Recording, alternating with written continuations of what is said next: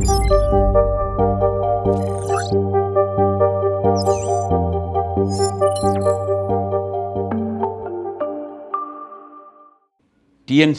தமிழ் நேயர்களுக்கு என்னுடைய சலாத்தினை தெரிவித்துக் கொள்கின்றேன். சாந்தியும் சமாதானம் நிலவட்டுமாக.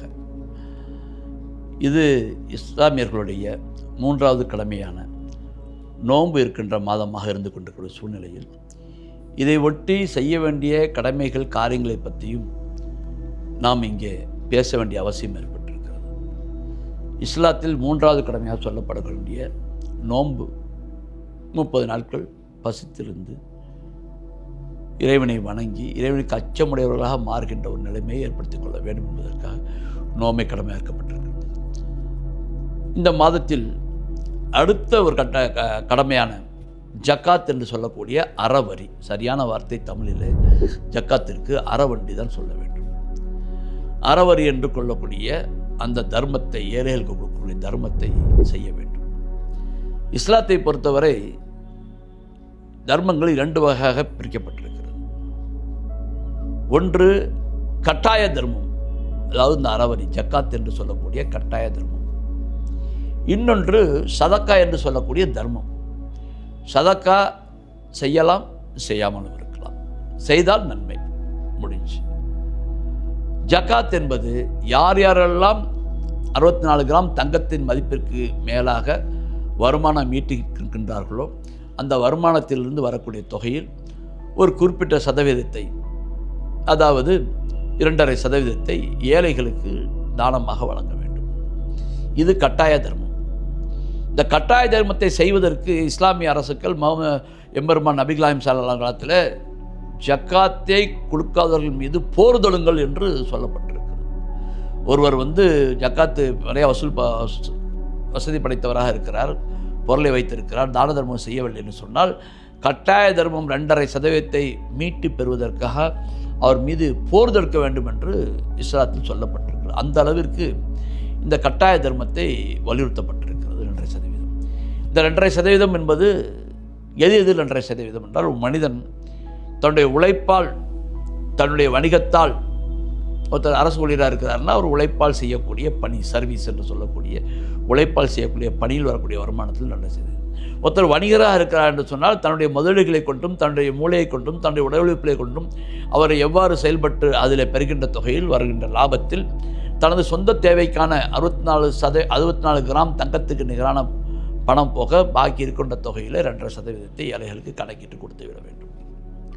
இப்படி கொடுக்கக்கூடிய தொகை முடிந்தவரை சில்லறையாக பிரித்து கொடுக்காமல் முதலிலே உங்கள் குடும்பத்தாருடைய ஏழைகள், அடுத்து உங்களது சுற்றுப்புறத்தில் வீடுகள், தெருவில், அண்டை வீட்டார்களில் இருக்கக்கூடிய ஏழைகள், அங்கேயும் இல்லைன்னு சொன்னால் தெருவில் உள்ள ஏழைகள், அல்ல அந்த ஊரில் இல்லைன்னு சொன்னால் எங்கே ஏழைகள் இருக்கிறாரோ தேடி சென்று கொடுக்க வேண்டும். முடிந்தவரை அதை பிரித்து சில்லையாக கொடுக்காமல் அதை பெறுபவர்கள் அடுத்த ஆண்டு அவர்கள் இந்த ஜக்காத் என்று சொல்லக்கூடிய அறவரியை கொடுப்பவர்களாக ஆக்க வேண்டும் என்று சொல்லக்கூடிய ஒரு நிகழ்வை வைத்திருக்கிறது. அப்போது அந்த வார்த்தை ஜக்காத் எதற்காக கொடுக்க வேண்டும் என்று இறைவன் சொல்லும் பொழுது, உங்களது வருமானத்தை சுத்தப்படுத்திக் கொள்ளுங்கள்.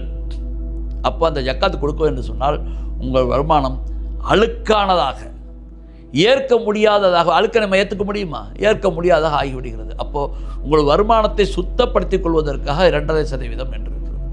சரி, உழைப்புக்கு 2.5%, சர்வீஸுக்கு 2.5%, வணிகத்திற்கு 2.5%. ஓகே. விவசாயம் செய்கிறார் என்று சொன்னால் அங்கே மாறுபடுகிறது. ஒருவர் விவசாயம் செய்கிறார், அந்த விவசாயம் வாய்க்கால் மூலயமாக தண்ணீர் பாய்ச்சி கவர்மெண்ட்டுக்கு அந்த வாய்தா என்று சொல்லக்கூடிய வரிகளை கட்டி அவர் விவசாயம் செய்தால் அதிலிருந்து விளைகின்ற விளைச்சலில் அதுக்கு ஒரு குறிப்பிட்ட அளவு இருக்கிறது, சொந்த தேவைக்கான அளவு. அதை எடுத்துக்கொண்டு மீதம் இருக்கக்கூடிய விளைச்சல் இங்கே 2.5% 5% மாறிவிடுகிறது. அதே வானம் பார்த்த பூமியாக வாய்க்காலிலிருந்து அணை கட்டி நீர் பாய்ச்சி செலவில்லாமல் இறைவனிடமிருந்து நேரடியாக மழை பெற்று விளைகின்ற விளைச்சலாக இருந்தால் உங்களுடைய அடிப்படை தேவைக்கான கல்வி போக 10% நீங்கள் ஏழைக்கான வரியாக கொடுக்க வேண்டும் என்று இருக்கிறது. இடையில ஜிஆர் சுவாமிநாதன் என்று சொல்லக்கூடிய மாண்புமை நீதியரசர், இப்போ நீதியரசராக இருந்து கொண்டிருக்கிறார். அவர் ஜக்காத் அறவரியை பற்றி ஒரு அழகான ஒரு கட்டுரை ஒன்று எழுதினார். அது தினமணியில் மலரிலே பிரசுரமானதை நான் கண்டேன். அந்த கட்டுரை ரொம்ப அருமையாக எழுதியிருந்தார். 2014ஆம் ஆண்டு இந்தியாவிலே சிஎஸ்ஆர் என்று சொல்லக்கூடிய கார்ப்பரேட் சோசியல் ரெஸ்பான்சிபிலிட்டி, கார்ப்பரேட் கம்பெனிகளுடைய சமூக பொறுப்புக்கான ஒரு வரியை ஏற்படுத்தினார்கள். இந்த வரிக்கான திட்டங்கள், சட்டங்கள் 2014 இந்தியாவினுடைய பாராளுமன்றத்தில் இயற்றப்பட்டது. அதற்கு முன்பு 2011 இதற்கான சட்டம் அமெரிக்காவில் இயற்றப்பட்டது. அந்த சட்டம் என்ன சொல்கிறது என்று சொன்னால், கார்ப்பரேட் கம்பெனிகள், பெரும் நிறுவனங்கள் தங்களுடைய அந்த நிறுவனங்கள் தகுதி வச்சிருக்கிறாங்க. இந்தியாவில் 500 கோடி வருமானம் ஈட்டக்கூடிய 1000 கோடி, கிட்டத்தட்ட இப்போ உள்ள புது கணக்கு எனக்கு தெரியவில்லை, 500 கோடி வருமானம் அல்லது 1000 கோடி சொத்து அல்லது எத்தனையோ 100 கோடிக்கு மேலான டேர்ன் ஓவர் இருக்கக்கூடிய கம்பெனிகள் தன்னுடைய வருமானத்தில், சொத்தில் அல்ல வருமானத்தில் 2% அந்த பகுதியுடைய ஏழைகளுக்கு, ஸ்கூலுக்கோ கல்வி நிலையங்களுக்கோ மருத்துவமனைகளுக்கோ அல்லது உள்ள ஏழைகளுக்கோ கொடுக்க வேண்டும் என்று விதியை ஏற்படுத்தியிருக்கிறார்கள். அப்போ இந்த சுவாமிநாதன் என்ன பண்ணுறாரு, ஜக்காத்துன்னு சொல்லக்கூடிய அந்த அறவரியையும் சிஎஸ்ஆரையும் ஒப்பிட்டு அந்த கட்டுரை எழுதுகிறார். 2014 மனிதெல்லாம் விழித்திருக்கக்கூடிய நிலையில் 500 கோடிக்கு மேல் டேர்ன் வருமானம் வரக்கூடிய நிறுவனங்களுக்கு இந்த அரசாங்கங்கள் 2.5% போடுகிறது. ஆனால் 2% போடுகிறது. ஆனால் முகமது நபி அவர்களோ 1400 ஆண்டுகளுக்கு முன்பு தனி மனிதனுக்கு 2.5% ஜக்காத்தை கட்டமையாக்கிவிட்டு சென்று விட்டார். இன்னும் அந்த கட்டத்தை, அவருடைய சிந்தனையை இந்த அரசுகள் எட்டவில்லை என்று ஒரு நீதிபதி குறிப்பிட்டு அந்த புத்தகத்தை எழுதியிருக்கின்றார். யோசிச்சு பார்க்கணும். இன்று 1000 கோடிக்கு மேல் டேர்ன் ஓவர் உள்ள கம்பெனிகள், 500 கோடிக்கு மேல் வருமான உள்ள கம்பெனிகள் தன்னுடைய வருமானத்தில் 2% எடுத்து அக்கம் பக்கத்தில் உள்ளவர்களுக்கு, இப்போ அதில் பலவித பிரச்சனைகள்லாம் சொல்லப்படுது, அதுக்குள்ளே நான் போக விரும்பலை, கொடுக்கக்கூடிய நிலையில் தனி மனிதன் தன்னுடைய வருமானத்தில் 2% கொடுக்க வேண்டும் என்ற சிந்தனை, உயரிய சிந்தனை 1400 ஆண்டுகளுக்கு முன்பு வந்திருக்கிறது என்று சொன்னால், பொருளாதாரத்தை எவ்வாறு தீர்க்கமற சிந்தித்து இது போன்ற ஒரு நிலையை எடுத்திருக்கிறார்கள் என்பதை பார்க்க வேண்டும். என்று சொன்னால் அறவரி என்பது 2 தர்மம் நான் சொன்னேன். ஒன்று ஜக்காத்து, இன்னொன்று சதக்கா என்று சொல்லக்கூடிய தர்மம். ஜக்காத்துடைய தர்மத்துக்கான தகுதி என்ன, சதக்காவுடைய தகுதி என்ன? நான் ஒரு ஆளுக்கு ஒரு சட்டையை ஒரு ஆளுக்கு அன்பளிப்பாக கொடுக்குறேன். சதக்கா ஜக்காத்தில் சாதாரணமாக நான் சாதாரண நாளில் என்னுடைய நண்பர் ஒருத்தர் வருகிறார், மிகவும் மோசமான நிலையில் இருக்கார், நல்ல ஆடை இல்லை, அவருக்கு நான் ஒரு சட்டையை கொடுக்குறேன். சட்டையை கொடுத்துட்டு அவர் போகாமல் அடுத்த நாள் அதே பழைய ஆடையோடு வர்றார். என்ன தம்பி, உங்களுக்கு ஒரு சட்டை கொடுத்தேனே, எங்கே காணோம், போடலையா, நீங்கள் அதே இருக்கு?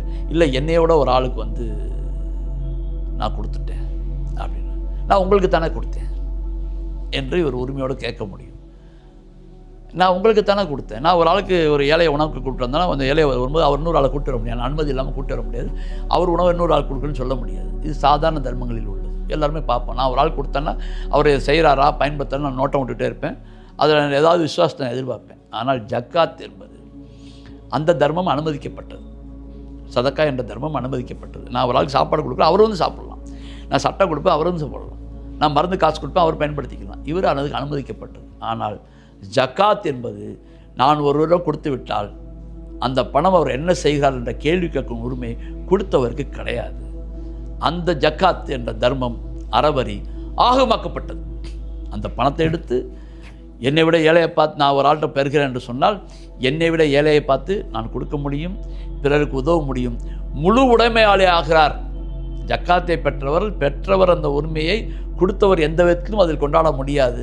அது அவருக்கு சொந்தமான பணத்தை நான் வைத்திருக்கிறேன், அதை கொடுத்து விட்டேன், எனக்கும் அதுக்கும் எந்த சம்பந்தமும் கிடையாது என்ற நிலையிலே தான் இந்த ஆகுமாக்கப்பட்டது, அனுமதிக்கப்பட்டது, ஆகுமாக்கப்பட்டது.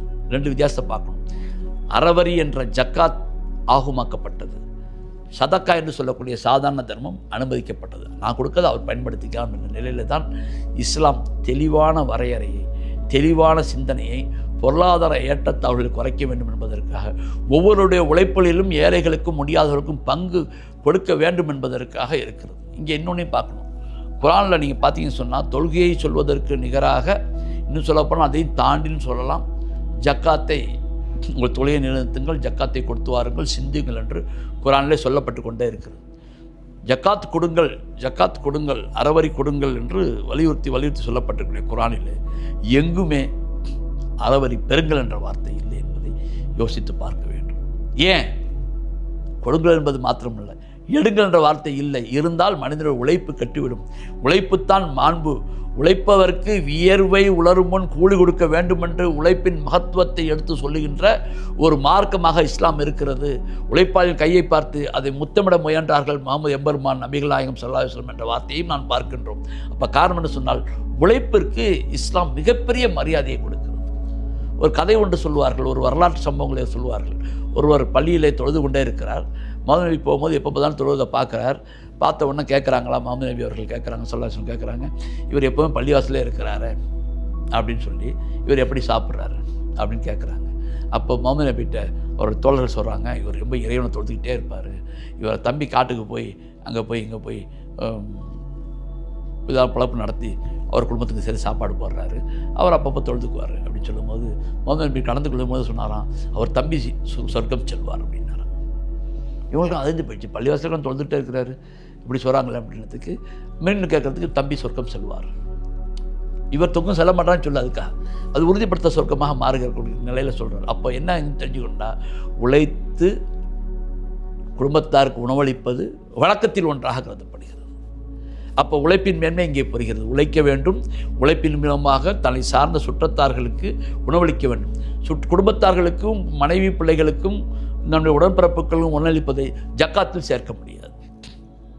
அப்போ அந்த கடமையை செய்து அதற்கு மேல் அந்த உழைப்புக்கு மரியாதை இருக்கின்ற காரணத்தினால தான் எங்கேயுமே ஜக்காத் பெறுங்கள் என்ற இல்லை, ஜக்காத் பெறக்கும் தகுதிகள் இருக்கிறது. எல்லோரும் ஜக்காத் பெற்றுவிட முடியாது. எனக்கு கிட்டத்தட்ட 64 கிராம் தங்கத்துக்கு மேலாக வருமானம் வந்து விட்டால், அது இருப்பு இருந்து விட்டால் நான் ஜக்காத் பெற முடியாது. எல்லோரும் ஜக்காத்தை பெற்றுவிட முடியாது. ஜக்காத் பெறுவதற்கான தகுதி வேண்டும். கொடுப்பதற்கு எவ்வாறு நிர்ணயிக்கப்பட்டிருக்கிறதோ அந்த மாதிரி தூக்கணும். அதே மாதிரி வசதி மிக்கவரும் கடனை வாங்கி ஜக்காத் கொடுக்க முடியாது. கடனை வாங்கி நீங்கள் எந்த காரியம் வேணாலும் பண்ணலாம். நான் ஜக்காத்து கொடுக்க போகிறேன், இந்த மாதம் நான் கடன் வாங்கி கொடுத்துட்டு அடுத்த மாதம் வந்து நான் கடனை கட்டிக்கிறேன், நடக்கவே நடக்காது. ஆகவே ஜக்காத் என்பது அறவரி மனிதனை ஏழ்மை நிலையிலிருந்து மீட்டு கொண்டு வருவதற்காக என்னுடைய உழைப்பு என்பது எனக்கு மட்டும் சொந்தமல்ல, என்னை சார்ந்திருப்பவர்களுக்கு சொந்தம் என்ற நிலையிலேயே ஜக்காத் என்ற அறவரியை நிர்ணயித்திருக்கின்றார்கள். அந்த குர்ஆன் இறைவசனம் தெளிவாக சொல்லுகின்றது. ஆகவே உங்களுடைய உழைப்பில், உங்களுடைய வணிகத்தில், உங்களுடைய விவசாயத்தில், உங்களுடைய உற்பத்தியில், இப்படி எப்படி பார்த்தாலும் அனைத்திலுமே உங்களுடைய அறவரி இருந்திருக்கிறது. அது எடுக்காமல் இருந்தால், அந்த சொத்திலிருந்து எடுத்து கொடுக்காமல் இருந்தால் உங்களுடைய விருப்பவை அழுக்கு, நீங்கள் சுத்தப்படுத்தி கொள்ளவில்லை என்ற அர்த்தம். அதை எடுத்து கொடுப்பதன் மூலமாக சுத்தப்படுத்தி கொள்வதுதான் சிறப்பு என்ற நிலையில் இந்த ஜக்காத் இருந்து கொண்டிருக்கிறது. அதனால்தான் இந்த ஜக்காத் என்ற அறவரியை, இஸ்லாத்தில் இருக்கக்கூடிய இந்த அறவரியை உலகமே உற்று நோக்கி கொண்டிருக்கிறது. நம்ம பார்க்குறோம், உலக எல்லாம் பார்க்குறோம். இந்த ஜக்காத்தோடு முடிஞ்சு விட்டதா? அது மாத்திரமல்ல, ஜக்காத்தை சார்ந்து சில கட்டளைகளும் இருக்கிறது.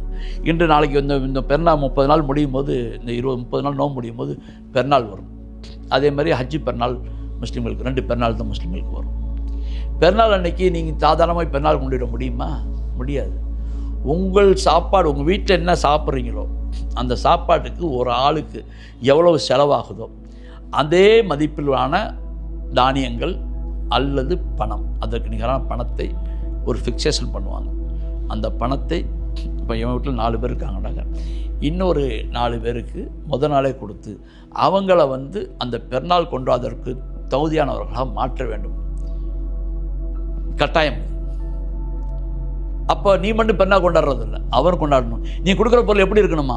நீ என்ன உண்ணுகிறாயோ அதுபோல், நீ எதை பயன்படுத்துகிறாளோ அதுபோல். நான் நல்ல பாஸ்மதி அரிசி வாங்கி கொடுத்துட்டு தின்னுபிட்டு நான் வெறுமனையாக சாதாரண அரிசி கொடுக்க முடியாது. பாஸ்மதி கொடுத்தால் தின்றால் பாஸ்மதி அரிசிக்கு நிகரான மதிப்புடைய பணத்தை எடுத்து அவர்களுக்கு கொடுக்க வேண்டும். நான் பொன்னி அரிசி கொடுத்தா 942 அரிசி சாப்பிட்டா அதுக்கு நிகரான பணம். என்ன கறி சாப்பிட்றோன்னா எண்ணெய் சாப்பிட்ற அதுக்கு நிகரான பணத்தை எடுத்து அந்த பண்டிகை கொண்டாடுவதற்கு ஃபித்ரா என்ற பெயரில் அது கொடுக்கப்படுகிறது. இது ஜக்காத்தில். இன்னொரு விஷயம் இருக்குது, அறவரி. மீண்டும் அறவரிக்குள்ளேயே நான் வரேன். இப்போ நான் அந்த ஒரு வருஷம் என்ற ஒரு அமௌண்ட் சம்பாதிச்சிருக்கிறேன். அதில் என்ற ஒரு பணம், ஜக்காத்து கொடுக்க வேண்டிய பணம் இருக்கிறது. ஜக்காத்து கொடுக்க வேண்டிய பணத்தை, அறவரி கொடுக்க வேண்டிய பணத்தை எடுத்து பள்ளிவாசல் கொடுக்கலாமா என்று சொன்னால் கொடுக்கக்கூடாது. அது ஏழைகளின் சொத்து. பள்ளிவாசல் கொடுப்பது ஆகாது.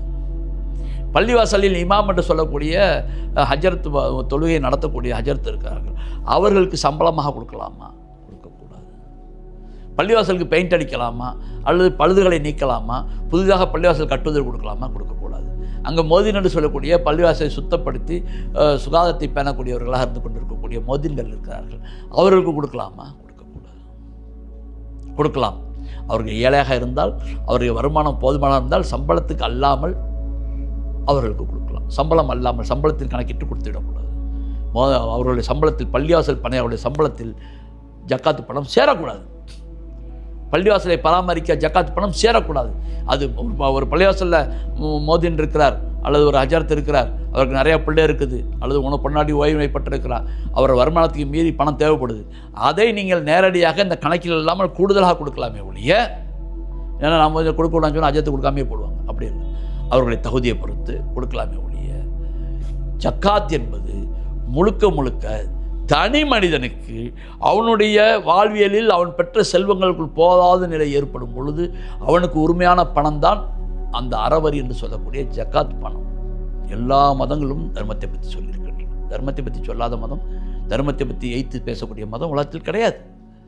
தர்மத்தை எல்லோரும் சொல்கிறார்கள், எல்லோரும் வலியுறுத்தியும் இருக்கிறார்கள். தர்மம் தலைகாக்கும் என்ற வார்த்தை தமிழில் இருக்கிறது, உலகமுள்ள எல்லாத்துலேயும் இருக்குது. தர்மம் தலைகாக்கும், தர்மத்தை செய்யுங்க, தர்மத்தை நாடுங்கள் என்று. ஆனால் தர்மத்தை கட்டாயமாக்கி, தர்மத்தை கொடுத்தே ஆக வேண்டும் என்று ஆக்கி, கொடுக்கவில்லை என்று சொன்னால் அவர் மீது போர் தொடங்குங்கள் என்று சொல்லக்கூடிய ஒரே மார்க்கம் இஸ்லாம் மாத்திரமே.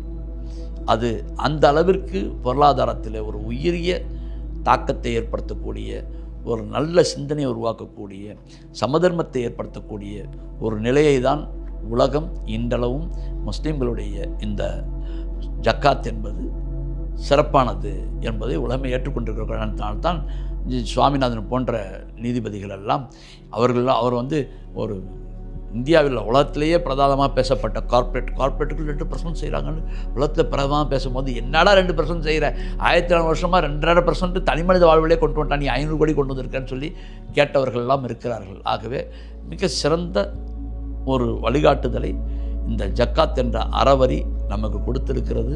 இதை முஸ்லீம்களுக்கு மாத்திரமல்ல, எல்லோரும் இதை பின்பற்றுவாங்களே. ஆனால் ஊரில் ஏழை என்றவர்களே இருக்க மாட்டார்கள், உலகில் ஏழை என்ற ஒரு சப்தமே இருக்காது என்ற நிலையை நாம் புரிந்து கொள்ள முடியும். அத்தகைய சிறப்பு இந்த ரமலான் மாதத்தில் நாம் செய்யக்கூடிய இந்த ஜக்காத்திற்கு இருக்கிறது. இதை தாண்டி சதக்கா என்பது நீங்கள் எவ்வளோ வேணாலும் செய்யலாம். ஆனால் அதிலேயும் இஸ்லாம் தடையிடுகின்றது.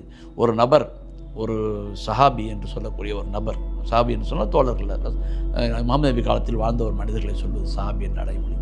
அவர் போய் முகமது நபி குடும்பத்தோட கோபம் விட்டு, என் சொத்தையெல்லாம் நான் தர்மம் எழுத போகிறேன் அப்படின்னு சொல்கிறாரு. முகமது நபி மறுக்கிறார். எல்லா மதத்துலையும் எல்லாத்தையும் திறந்துருங்கன்னு தான் சொல்லுவாங்க, ஆனால் முகமது நபி மறுக்கிறார்.